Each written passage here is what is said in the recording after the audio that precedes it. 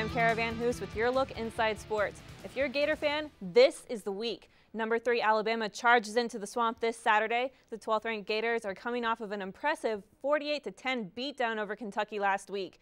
The big battle will be on the ground though. Florida has allowed 226 rushing yards so far this season, and Alabama has rushed for 923 yards, so something's got to give.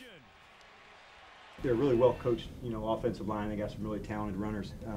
From a scheme standpoint, each team has their own, philosophy of how they do, their run game or their passing style. So they're unique to them. The game against Alabama is just the first of a murderer's stretch for UF. Next, the Gators travel to Baton Rouge to play number 1 LSU. Then they will hit the road again to play defending national champions Auburn. But the focus right now is on the Crimson Tide. That big matchup starts at 8 under the lights in the Swamp. The Gator volleyball team is gearing up for their first away stretch in the SEC. Florida's coming off a surprise loss in 5 sets to Tennessee. That's just the UF's 10th loss all time against the Vols.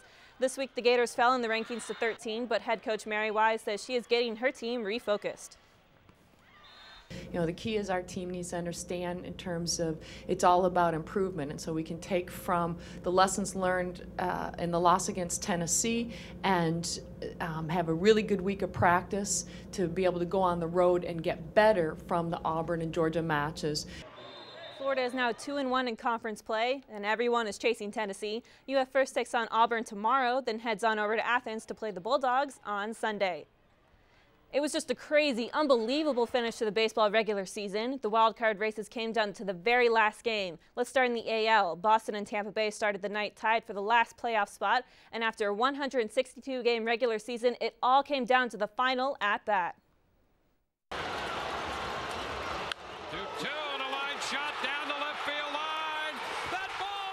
It took only 3 minutes for the Red Sox season to end Wednesday. With just a swing of Evan Longoria's bat, he sent the Rays roaring into the playoffs, and Boston shaking their head at a historic collapse.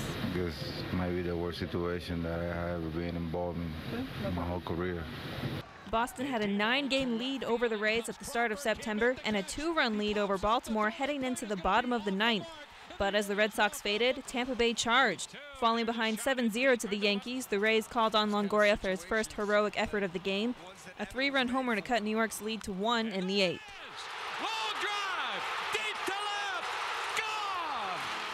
Then down to their last strike, Dan Johnson went yard for his first homer since April 8th.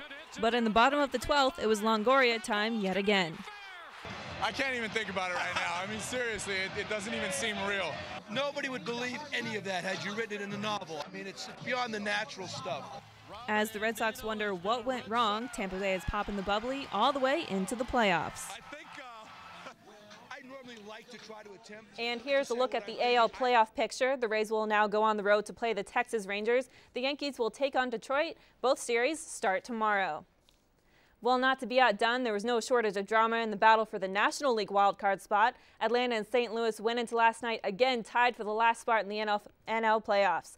2 teams enter, but only one can move on. The Cardinals took care of their business, thrashing the Astros 8-0. Now they just wait to see what the Braves would do, or in this case, I guess you could say what they couldn't do. St. Louis by 8.5 games. They led St. Louis by 8.5 games at the start of September. A secure lead, you would think, right? Well, with a lead going into the 9th, the Braves gave up the tying run to the Phillies and were headed for extra innings. In the top of the 13th, with 2 men on, a little blooper is enough to let Philly take the lead.